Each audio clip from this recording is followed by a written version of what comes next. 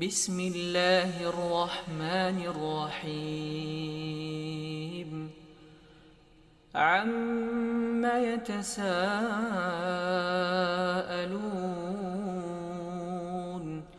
عن النبأ العظيم الذي هم فيه مختلفون كلا سيعلمون ثم كلا سيعلمون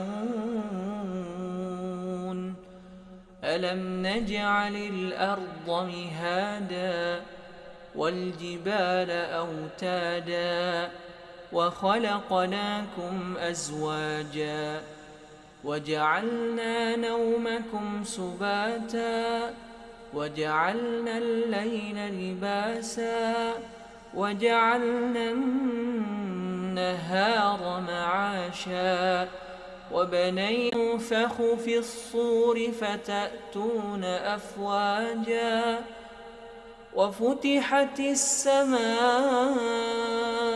فكانت أبوابا وسيرت الجبال فكانت سرابا إن جهنم كانت مرصادا للطاغين مآبا لابثين فيها أحقابا لا يذوقون فيها بردا ولا شرابا إلا حميما وغساقا جزاء وفاقا إنهم كانوا لا يرجون حسابا وكذبوا بآياتنا كذابا وكل شيء أحصيناه كتابا فذوقوا فلن نزيدكم إلا عذابا إن للمتقين مفازا حدائق وأعنابا وكواعب أترابا وكأسا دهاقا لا يسمعون فيها لغوا ولا كذابا جزاء من ربك عطاء حسابا رب السماوات والأرض وما بينهما الرحمن لا يملكون منه خطابا يوم يقوم الروح والملائكة صفا لا يتكلمون إلا أيها الذين آمنوا توبوا إلى الله توبوا إلى الله توبوا إلى الله توبة نصوحا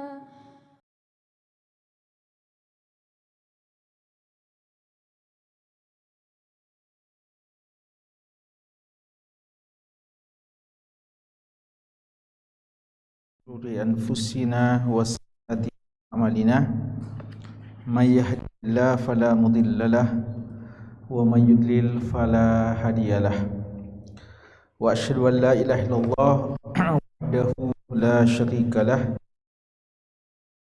dan abduhu wa rasuluh Allahumma sholli ala Muhammadin wa ala alihi wa sahbihi wa man ihtada bihadihi wastanna bisunnatihi ila yaumiddin amma ba'd.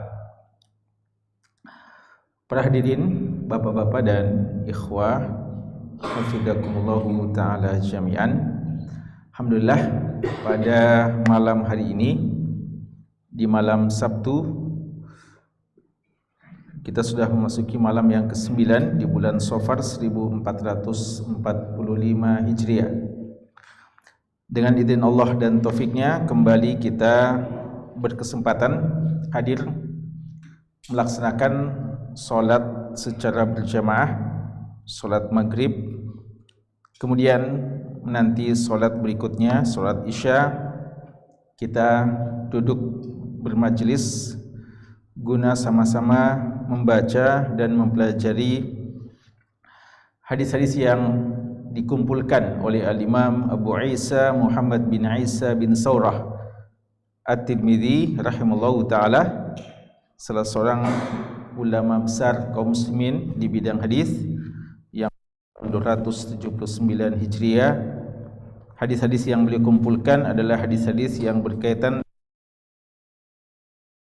akhlak dan budi pekerti serta penjelasan tentang fisik Nabi kita Muhammad sallallahu alaihi wasallam yang dirangkum dalam buku yang beliau beri judul dengan Asy-Syama'il atau Syama'ilun Nabi atau Asy-Syama'il An-Nabawiyah wal Khisal Al-Mustafawiyah. Pada pertemuan kita yang paling terakhir, kita sudah masuk di bab yang ke-45, bab yang menjelaskan tentang bagaimana tangisan Rasulullah sallallahu alaihi wasallam, kapan beliau menangis dan karena apa saja beliau menangis, dan makna dari tangisan beliau. Kita sudah jelaskan beberapa hal dalam pembahasan kita yang lalu. Di antaranya hal yang paling penting adalah menangis adalah bagian dari kehidupan seorang manusia. Dia adalah suatu ekspresi dari keadaan yang menimpa kita dan umumnya disebabkan karena kesedihan. Dan itu adalah takdir dan ciptaan Allah Subhanahu wa taala. Yang sebagaimana juga tertawa adalah bagian yang tidak terpisahkan dari seorang manusia. Karena itu sekadar nangis dan sekadar tertawa semua orang bisa dan semua orang melakukannya. Tapi tidak semua orang tepat ketika dia menangis atau tertawa. Dan kadang kita tidak tahu bahwa di sana ada tangisan-tangisan yang berpahala. Bahkan mungkin juga tawa, senyum yang dibenarkan, bahkan mungkin berpahala secara syariat. Itulah kenapa penting kita mempelajari tentang bagaimana kehidupan Nabi sallallahu alaihi wasallam, kapan saja beliau tertawa dan bagaimana cara tertawa beliau, sebagaimana juga kapan beliau menangis dan bagaimana cara tangisan beliau.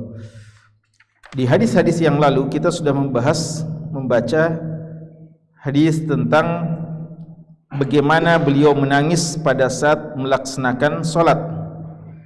Menangis, namun beliau berupaya untuk bisa menahan tangisannya agar tidak solat dalam keadaan berteriak-teriak, meraung-raung karena menangis. Itu tidak disunnahkan. Ya, beliau menangis dalam solatnya karena mentadabburi ayat-ayat yang beliau baca, tapi beliau bisa menahan dirinya.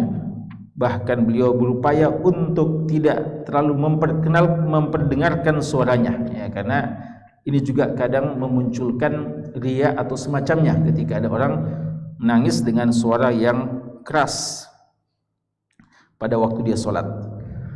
Dan juga hadis yang terakhir yang kita bahas adalah hadis yang menceritakan bagaimana Nabi SAW kadang minta kepada para sahabatnya untuk dibacakan kepada beliau Al-Quran. Dan ini juga waktu-waktu yang kadang Nabi kita SAW menangis. Dan kita sudah sebutkan bahwa menangis pada saat mendengarkan bacaan Al-Quran adalah kebiasaan orang-orang berilmu masa-masa yang lalu, kebiasaan juga orang-orang soleh dari kalangan kitab sebelum datang Islam. Ketika akhirnya masuk Islam, dia adalah kebiasaan para sahabat-sahabat Nabi sallallahu telah kita yang paling utama Rasulullah sallallahu alaihi wasallam. Tersisa pada kita beberapa hadis yang disebutkan Imam Tirmidzi dalam bab ini terkait dengan tangisan-tangisan Rasulullah sallallahu alaihi wasallam. Kita mulai dengan hadis yang ketiga, di mana sanad beliau tentang solat gerhana Nabi sallallahu alaihi wasallam. Ya, tafadhal. Bismillahirrahmanirrahim. Alhamdulillah wahdah wassalatu wassalamu ala man la nabiyya ba'dah wa ba'd. Kitab Asy-Syama'ilul Muhammadiyyah lil Imam Abi Isa Muhammad bin Isa bin Sawrat At-Tirmidzi rahimahullahu ta'ala rahmatan wasi'ah.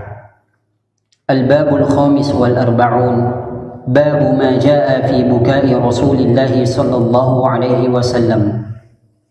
الحديث الرابع والعشرون وثلاثمائة. قال الإمام الترمذي رحمه الله تعالى: حدثنا قتيبة قال حدثنا جرير عن عطاء بن السائب عن أبيه عن عبد الله بن عمرو رضي الله عنه قال: انكسفت الشمس يوما على أهل رسول الله صلى الله عليه وسلم، فقام رسول الله صلى الله عليه وسلم يصلي حتى لم يكد يركع ثم ركع، فلم يكد يرفع رأسه ثم رفع رأسه، فلم يكد أن يسجد ثم سجد، فلم يكد أن يرفع رأسه ثم رفع رأسه، فلم يكد أن يسجد ثم سجد، فلم يكد أن يرفع رأسه، فجعل ينفخ ويبكي ويقول: ربي ألم تعدني ألا تعذبهم وأنا فيهم؟ ربي ألم تعدني ألا تعذبهم وهم يستغفرون ونحن نستغفرك؟ فلما صلى ركعتين انجلت الشمس، فقام فحمد الله تعالى وأثنى عليه، ثم قال: إن الشمس والقمر آيتان من آيات الله لا ينكسفان لموت أحد ولا لحياته، فإن انكسفا فافزعوا إلى ذكر الله تعالى. فإن انكسفا نعم، وفي بعض النسخ فإذا انكسفا فافزعوا إلى ذكر الله تعالى.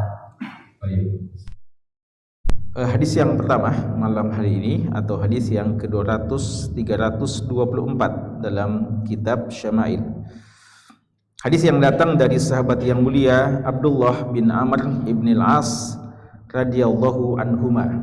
Hadis ini menjelaskan tentang salat gerhana Rasulullah sallallahu alaihi wasallam dan secara khusus salat gerhana matahari, ya, salat gerhana matahari. Dan hadis-hadis tentang salat gerhana diriwayatkan dalam beberapa hadis-hadis yang sahih, di antaranya dalam Bukhari dan Muslim. Namun dari beberapa sahabat, ya, di antaranya dari Aisyah radhiyallahu anha dengan keterangan yang lebih lengkap dari apa yang dipilih oleh Imam Tirmidzi ini. Ya, hadis yang dipilih oleh Imam Tirmidzi di sini hadis dari Abdullah bin Amr ibn al-As radhiyallahu anhuma yang juga diriwayatkan Imam Ahmad. Namun ada beberapa lafaz yang tidak lengkap disebutkan dan nanti kita akan jelaskannya dalam riwayat-riwayat yang lainnya. Di sini dikatakan inkasafatis syamsu, telah gerhana bulan atau telah terjadi gerhana bulan. Ada dalam istilah al-kusuf dan al-khusuf, ya. Jadi gerhana itu dalam bahasa Arab al-kusuf atau al-khusuf. Sebagian mengatakan al-kusuf untuk gerhana matahari. Di antaranya dalilnya adalah hadis kita ini, inkasafatis syamsu. Tidak dikatakan inkhasafatis syamsu. Dan bulan khusuf, sebagaimana firman Allah wa khasafal qamar, ya, Allah mengatakan dalam Al-Quran wa khasafal qamar, kejadian hari kiamat bulan itu sudah gerhana, dalam artian sudah tidak berfungsi lagi cahayanya. Dan sebagian mengatakan kadang ini dan kadang itu, artinya boleh saja kita bilang kusuf yang kita maksudkan gerhana bulan, dan khusuf yang kita maksudkan gerhana matahari. Inkasafatis syamsu, terjadi gerhana matahari, yauman, pada satu hari, ala ahdi Rasulillah sallallahu alaihi wasallam. Jamaah sekalian, di masa lalu, tentu saja kejadian gerhana kejadian yang sangat menghebohkan, karena mereka umumnya belum mengetahui akan terjadi gerhana, sehingga gerhana itu betul-betul mengingatkan mereka kepada Allah Subhanahu wa taala. Keadaan sangat mencekam, ya, apalagi kalau gerhana matahari siang-siang, pagi pada gelap. Dan ini mengingatkan tentang keadaan hari kiamat, ya. Karena itu nanti dalam hadis ini Nabi kita sallallahu alaihi wasallam menangis, ya, dan berdoa dengan penuh khusyuk kepada Allah Subhanahu wa taala.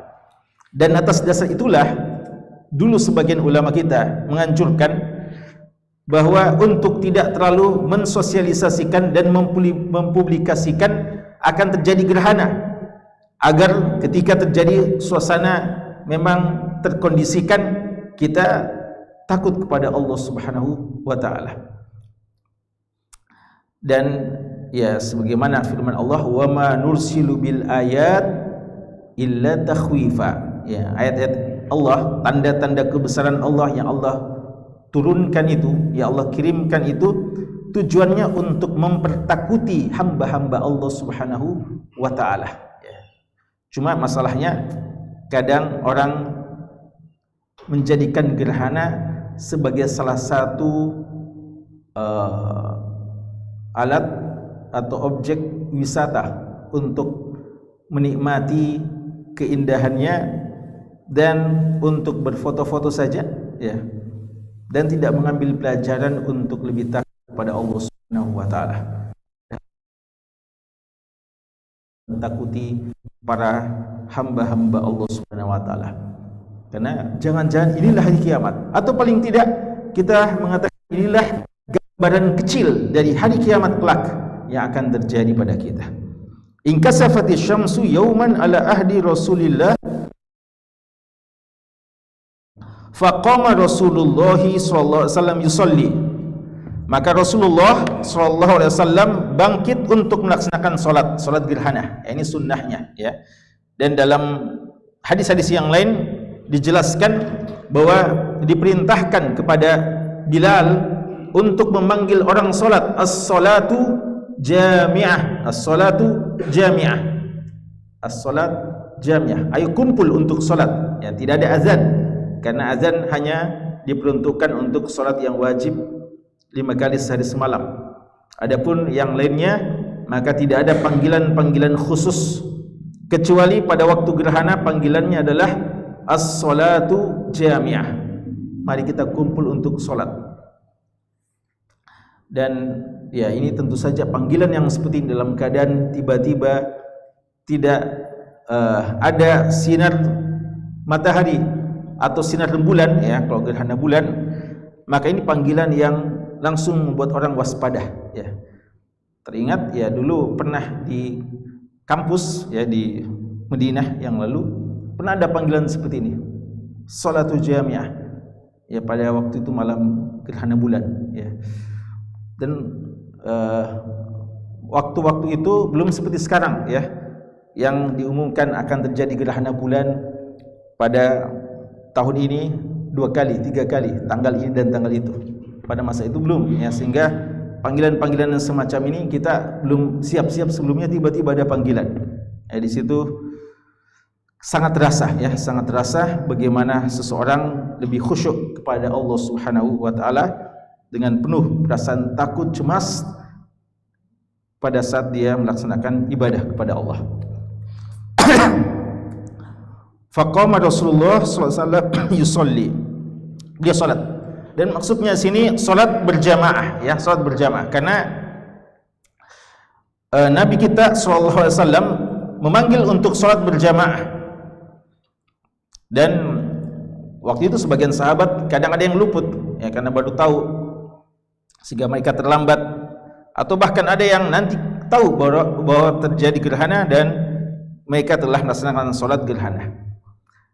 Dan ulama menjelaskan ketika ada seseorang yang berada di satu tempat yang tidak ada seorang pun melaksanakan salat gerhana, ya, kita tahu masalah ini, tapi kita berada di satu daerah yang mungkin belum terbiasa melaksanakan salat gerhana, maka tidak mengapa kita melaksanakan salat gerhana sendirian. Ya, salat gerhana ini bisa dilakukan berjamaah di masjid dan bisa dilakukan di rumah sendiri-sendirian, ya, sendirian kalau tidak ada jamaah yang melaksanakannya.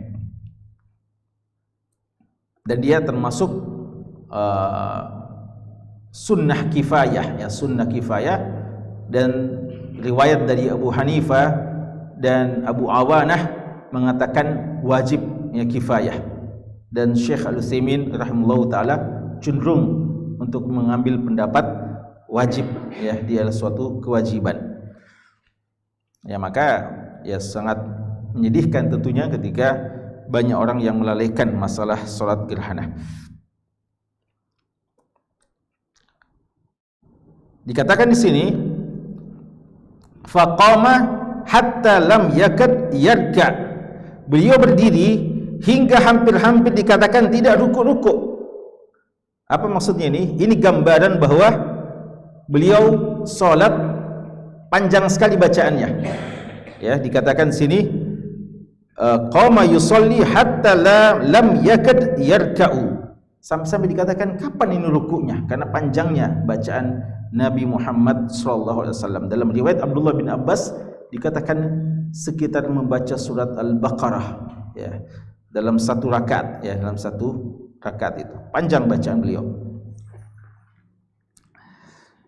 Summa raka'a falam yakad yarfa'u ra'sahu. Dan juga seketika beliau ruku seakan-akan beliau tidak bangkit dari ruku, tidak i'tidal karena panjangnya rukunya. Dan ini sunnah yang pada waktu salat gerhana bukan cuma bacaan yang dipanjangkan, bukan bacaan Al-Quran saja dipanjangkan, tapi juga ruku kita dipanjangkan. Dan ini sunnah Rasulullah secara umum, di mana ketika beliau memanjangkan bacaan Al-Quran, maka beliau juga memanjangkan rukunya, i'tidalnya, sujudnya. Dan ini cara yang terbaik, ya, kan ada sebagian orang kadang panjang berdirinya lama, lalu rukunya ringkas. Padahal justru, ya, dari sisi sunnah memang dia sunnah, dan dari sisi ketahanan fisik kita juga, ya, adalah kita juga kalau ada perpindahan gerakan dan kita berikan juga porsi yang tepat di situ, maka ini insyaallah lebih membuat kita kuat untuk melaksanakan ibadah tersebut. Ya, orang masih baru panjang berdiri, lalu ruku, lalu berdiri lagi. Ya, ini hal yang tidak disunnahkan. Ya, cuma memang apakah bacaan rukunya betul-betul sama dengan bacaan salat, ya, pada saat baca Al-Quran? Kalau riwayat hampir mengatakan seperti itu, ya, hampir mengatakan seperti itu. Namun dalam praktek kebanyakan kita, ya, lama, panjang dibandingkan ruku-ruku kita yang biasanya. Ya, maka disinilah paling tidak kita bisa mengamalkan hadis yang disebutkan oleh Anas bin Malik radhiyallahu anhu, mengukur kadar ruku atau sujudnya Rasulullah kadang itu seperti membaca 10 kali tasbih, yang 10 kali tasbih. Ya, kan biasanya kita cuma 3 kali atau 1 kali tasbih. Beliau menyebutkan sebagaimana ketika beliau salat di belakangnya Umar bin Abdul Aziz, ini salatnya orang yang paling persis dengan salat yang pernah saya rasakan waktu bersama dengan Nabi SAW. Dikatakan bagaimana itu? Ya, disebutkan bahwa beliau rukunya, sujudnya sekadar membaca 10 kali bacaan tasbih.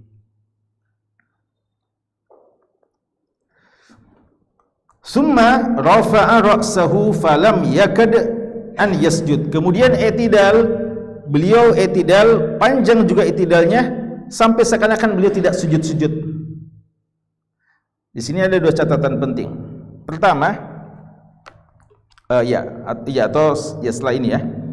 Di sini ada hal yang menunjukkan bahwa sunnah juga i'tidal panjang ya. Sudah pernah kita sebutkan bahwa dalam sebagian riwayat sampai-sampai sahabat mengatakan hatta nazun annahu qad nasiya, sampai-sampai kita menyangka Rasulullah ini telah lupa. Lupa, maksudnya lupa gimana? Lupa bahwa ini sekarang berdiri untuk i'tidal, bukan berdiri untuk membaca bacaan ya. Karena lamanya i'tidal beliau. Maka keliru ketika orang menyangka i'tidal itu adalah sekedar perpindahan antara rukuk dan sujud, sehingga seorang kadang sangat ringkas i'tidalnya ya, padahal i'tidal Nabi juga cukup panjang. Summa sajada, kemudian beliau sujud. Kira-kira ada yang agak aneh di sini atau sudah benar?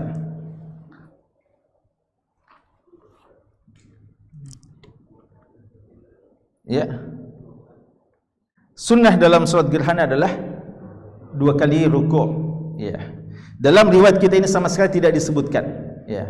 Makanya ada yang mengatakan ini riwayat yang syadzah, riwayat yang ganjil, menyelisih riwayat-riwayat yang lebih sahih dalam Bukhari dan Muslim yang menyebutkan hal tersebut.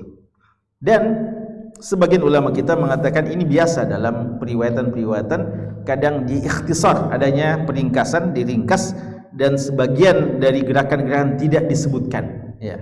Ala kulli hal, kita katakan bahwa sunnah pada waktu solat gerhana rukuk 2 kali ya, rukuk 2 kali. Jadi kita membaca, imamnya baca panjang, kita solat bersama imam, panjang bacaannya, lalu rukuk, panjang rukunya, lalu bangkit lagi, baca lagi Al-Fatihah, dan bacaan yang panjang lagi ya.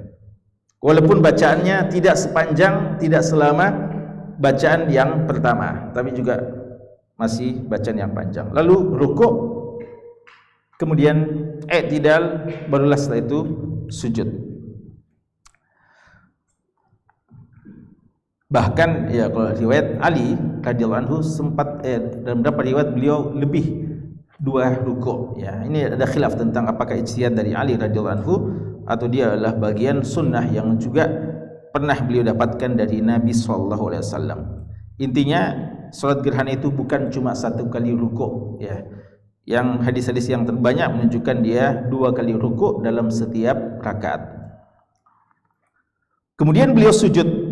Summa sajada falam yakad an yarfa'a ra'sahu, hingga hampir-hampir beliau tidak mengangkat kepalanya ya dari sujudnya itu. Summa rafa'a ra'sahu, kemudian beliau angkat kepalanya. Falam yakad an yasjud, ini juga duduk di antara sujudnya juga panjang ya, sampai dikatakan beliau hampir-hampir dikatakan tidak sujud lagi. Summa sajada, kemudian beliau sujud. Falam yakad an yarfa'a ra'sahu, panjang lagi bacaan sujud keduanya. Faja'ala yanfukhu wa yabki. Nah, disinilah dalam solat beliau dan dalam sujud beliau menangis kepada Allah Subhanahu wa taala, menangis karena Allah Subhanahu wa taala. Di sini ada kata-kata yanfukhu. Yanfukhu itu artinya meniup ya. Maksudnya terdengar suara tangisan beliau. Wa yabki.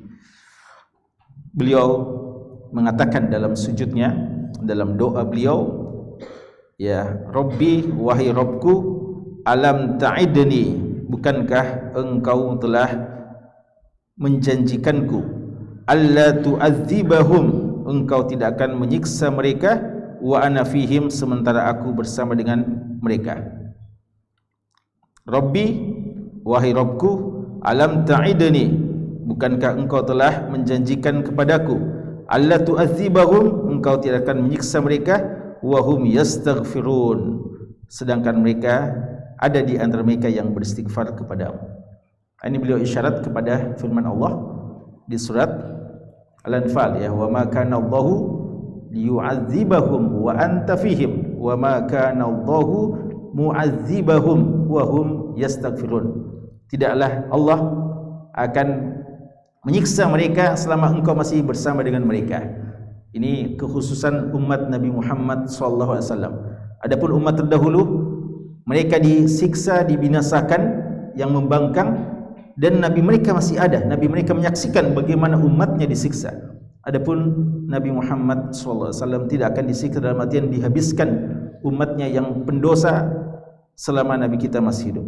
Bahkan bagaimana kalau beliau telah wafat? Ada janji kedua, wa ma kana Allahu mu'adzibahum wa hum yastaghfirun. Allah tidak akan menyiksa mereka sementara masih ada orang yang beristighfar kepada Allah Subhanahu wa taala. Beliau katakan ini karena beliau merasa cemas, jangan-jangan inilah siksa yang Allah akan turunkan dengan gerhana ini padahal saya masih hidup. Ya, maka beliau berkata seperti ini dalam doa beliau dengan tangisan rasa takut kepada Allah Subhanahu wa taala. Dan inilah waktu-waktu kita dianjurkan untuk menangis, ya. Di antara waktu kita menangis adalah pada saat kita sujud kepada Allah Subhanahu wa taala, kita mengingat dosa-dosa kita, mengingat keadaan kita, dan khawatir akan disiksa oleh Allah Subhanahu wa taala. Di sini waktunya kita mengutarakan seluruh, ya, perasaan sedih kita Allah Subhanahu wa taala. Wa nahnu nastaghfiru. Falamma shalla, ketika beliau selesai salat rakaatain, salat 2 rakaat, injalatis syamsu, maka sudah muncul tampak matahari itu, ya. Makanya ulama kita ketika menjelaskan bagaimana kadar solat gerhana itu, mereka mengatakan jika memungkinkan kadar solat gerhana sekadar terjadinya gerhana itu, ya, sekadar terjadinya gerhana. Jadi kalau 2 jam, 2 jam, 1 jam, 1 jam, ya. Dan kalau kita sementara solat dan gerhana sudah selesai, di situ kita dianjurkan untuk mempercepat solat kita. Ya, mungkin ada sebagian orang karena panjangnya, atau memang karena terlambat solat, ya, memang sudah hampir selesai gerhana baru dia solat. Pada saat gerhana telah selesai dan dia sementara solat, maka dia disunnahkan mempercepat selesainya. Dan ketika kita selesai solat gerhana dan ternyata gerhana masih berlangsung, belum selesai, kita tidak dianjurkan untuk mengulangi solat gerhana kita atau melaksanakan solat gerhana yang kedua. Faqama fahamidallah,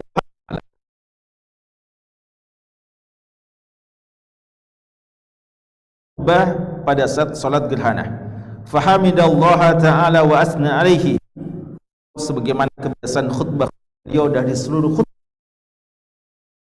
khutbahnya dengan alhamdu dan puji-pujian kepada Allah. Ini sifat khutbah beliau secara umum. Yang ada khilaf adalah pada waktu salat Id, apakah dianjurkan memulainya dengan takbir atau dengan hamdalah, ya. Ibnu Qayyim mengatakan hadis-hadis semua menjelaskan bahwa didahulukan hamdalah sebelum takbir.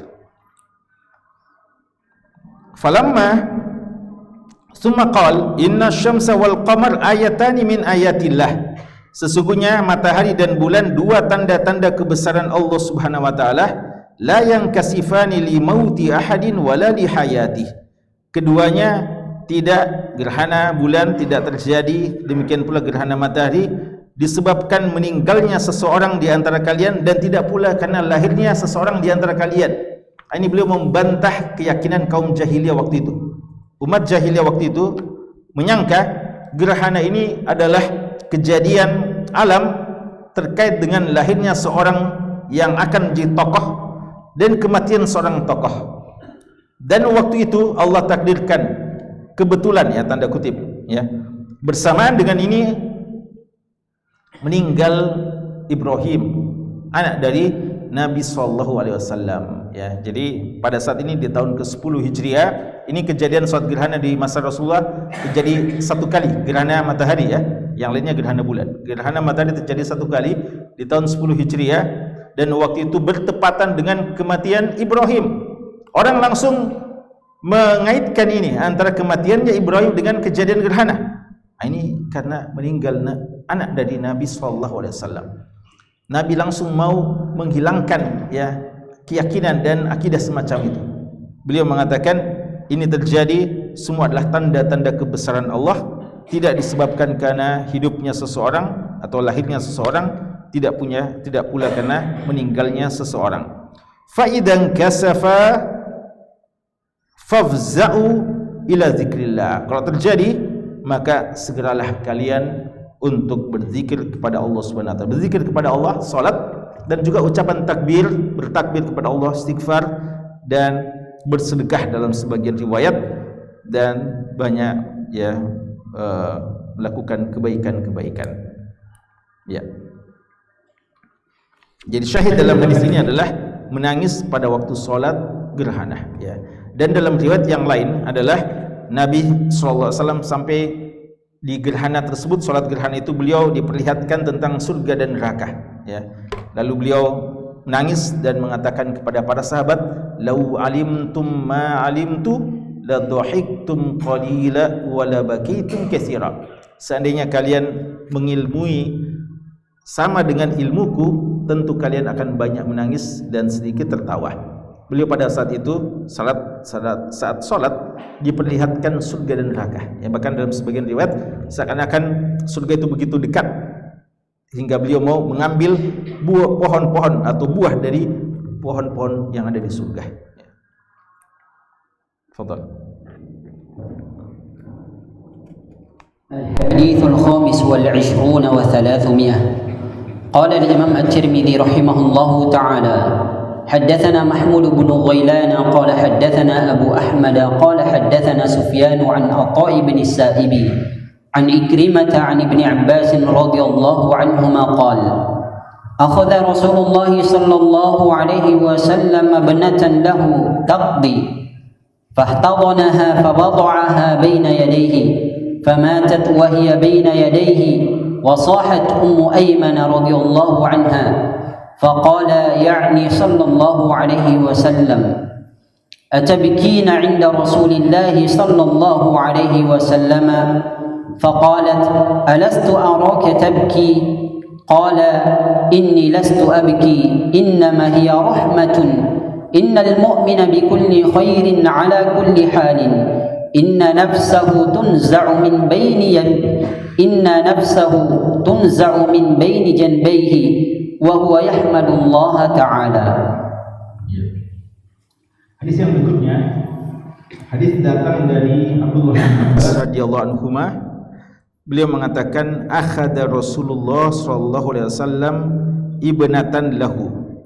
Rasulullah sallallahu alaihi wasallam mengambil anak perempuannya. Anak perempuannya di sini maksudnya cucu perempuannya, ya. Ini dipakai kata-kata ibnatan lahu, anak perempuannya, tapi maksudnya adalah cucu beliau, cucu dari anak beliau Zainab.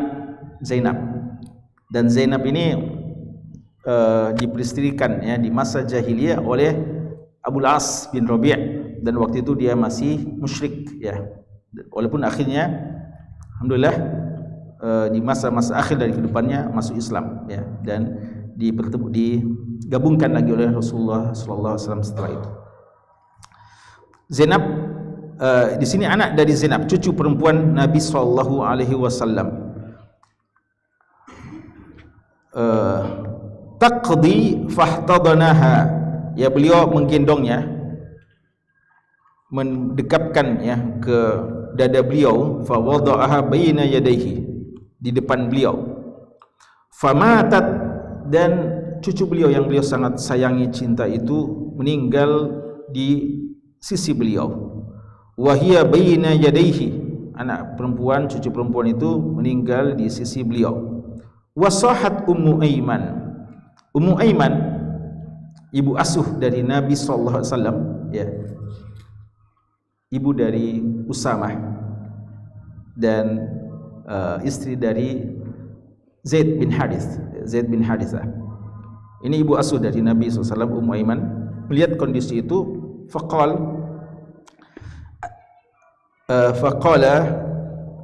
atabakin 'inda Rasulillah, ya, wasahat Ummu Aiman, dan Ummu Aiman waktu itu nangis.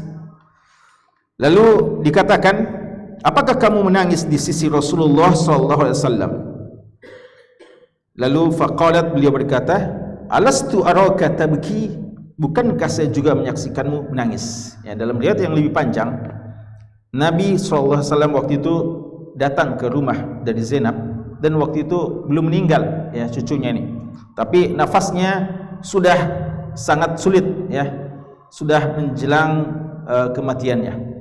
Beliau menyempatkan untuk ketemu, lalu menggendongnya, dan pada saat itu sahabat-sahabat yang mendampingi beliau melihat hal yang mengherankan bagi sahabat, yaitu Nabi Muhammad SAW menangis ya. Yang bagi mereka waktu itu kayaknya nangis ini tidak sesuai dengan apa yang beliau nasihatkan dari sifat kesabaran ya terhadap musibah dan takdir. Di sini beliau mau jelaskan. Ummu Aiman menangis, lalu ketika ditanya, kenapa kamu menangis padahal Rasulullah? Artinya kamu melakukan kesalahan, tidak boleh menangis. Ini ada Rasulullah, masa kamu tidak takut ya sampai melakukan itu padahal ya Nabi SAW ada. Lalu beliau mengatakan, bukankah saya juga melihatmu menangis wahai Rasulullah? Faqala inni lastu abki, ya saya tidak menangis, maksudnya bukan menangis karena menyesali takdir. Innama hiya rahmatun, tangisanku disebabkan rasa sayang dan cinta pada cucuku ini ya. Ini tangisan yang dibolehkan ya, tangisan yang dibolehkan. Bahkan Nabi kita SAW seakan-akan menegur orang-orang yang ketika kematian anaknya atau keluarga dia tidak menangis ya. Maka ketika sahabat mengingkari beliau, beliau juga balik mengingkari dan mengatakan innal aina la tadma ya, mata bisa menangis, mata sepantasnya menangis. Wa innal qalba la yahzan, hati sedih. Wa inna bi firaqika ya Ibrahim la mahzunun, kita sedih dengan kematian wahai Ibrahim. Jadi justru yang ditanya siapa ketika ada seorang yang tidak menangis, itu yang justru ditanyakan. Tapi bagaimana menangisnya, inilah yang penting. Sunnah dalam menangis di sini adalah menangis dengan penuh ya rasa sedih ya, dengan rasa sedih tapi bisa mengendalikan diri kita, tidak melakukan perbuatan-perbuatan jahiliyah seperti menjambak rambut, tarik-tarik rambutnya ya, atau menampar pipi, atau merobek-robek pakaian. Ya, ini di antara perbuatan-perbuatan jahiliyah yang mungkin hari ini masih diwarisi oleh sebagian orang. Beliau mengatakan innama hiya rahmah, innal mu'min bikulli khairin ala kulli halihi. Mukmin selalu dalam keadaan baik dalam segala keadaannya. Artinya dalam keadaan sedih pun kita selalu berusaha dalam keadaan baik. Inna nafsahu tunza'u min baini jambayhi. Ya, jadi beliau anak itu, cucu itu dicabut nyawanya dalam keadaan bersama dengan Nabi SAW. Wa huwa yahmadullah, dan beliau hanya memuji Allah Subhanahu wa taala. Inilah maksud dari wala naqulu illa ma yurdi rabbana. Ya, semua sedih tapi lisan yang kita ucapkan adalah kata-kata yang kita ucapkan lewat lisan kita adalah hal-hal yang diridhoi oleh Allah. Kadang alhamdulillah ala kulli hal, lalu inna lillahi wa inna ilaihi rajiun, dan kata-kata yang semacamnya. Ya. الحديث السادس والعشرون وثلاثمائة. قال الإمام الترمذي رحمه الله تعالى حدثنا محمد بن بشار قال حدثنا عبد الرحمن بن مهدي قال حدثنا سفيان عن عاصم بن عبيد الله عن القاسم بن محمد عن عائشة رضي الله عنها أن رسول الله صلى الله عليه وسلم قبل عثمان بن مظعون رضي الله عنه وهو ميت وهو يبكي أو قال عيناه تهرقان. Hadis yang berikutnya, hadis dari Aisyah radhiyallahu anha yang mengatakan bahwasanya Rasulullah SAW mencium Utsman bin Maz'un wa huwa mayyit, yang waktu itu sudah dalam keadaan meninggal dunia, sudah meninggal, artinya mencium jenazah dari Utsman bin Maz'un. Wa huwa yabki, beliau mencium sembari menangis. Au qal aynahu tahraqan, jadi air matanya berlinangan air mata, bercucuran air mata. Hadis ini ada kelemahannya. Asim bin Ubaidillah dhaif ya, Asim bin Ubaidillah dalam sanad ini dhaif. Namun riwayat tentang sikap Rasulullah atau kesedihan Rasulullah dengan kematian Utsman bin Maz'un itu sangat banyak dalam buku-buku sirah dan beberapa riwayat-riwayat yang sahih. Dan Utsman bin Maz'un salah seorang dari kalangan muhajirin yang awal-awal berhijrah. Bahkan beliau berhijrah 2 kali, hijrah ke Habasyah dan hijrah ke Madinah. Dan Utsman bin Maz'un ini termasuk sahabat yang waktu itu masih belasan sahabat, belum 20, masih belasan beliau sudah masuk Islam. Dan beliau seorang sahabat yang terkenal dengan ahli ibadah. Sampai-sampai beliau pernah minta izin kepada Rasulullah untuk mengebiri, ya. Beliau rajin ibadah dan minta izin untuk tidak nikah saja. Beliau mau ikhtisab, mengebiri, ya. Tapi tidak diizinkan, ya. Tapi dia dikenal sebagai seorang yang mutabatil, ya, dalam ibadah. Ala kulli hal, beliau seorang sahabat yang sangat mulia, maka kematiannya sangat disedihkan oleh Nabi SAW, sampai dalam hadis ini dikatakan Nabi kita menangis ketika ditinggal pergi oleh Utsman bin Maz'un, dan sebagai bentuk penghargaan beliau mencium jenazahnya. Kalau riwayat ini lemah, ya, hadis ini menjelaskan bahwa bolehnya mencium jenazah, ya. Kalau dikatakan riwayat ini lemah, maka riwayat-riwayat yang sahih menunjukkan Abu Bakar radhiyallahu anhu mencium jenazah Nabi SAW. Karena itu tidak mengapa, ya. Selama kita bisa mengendalikan diri kita, ada seorang yang mulia, ya, seorang yang kita cintai meninggal dunia, lalu kita mencium jenazahnya, insyaallah tidak mengapa. Terakhir.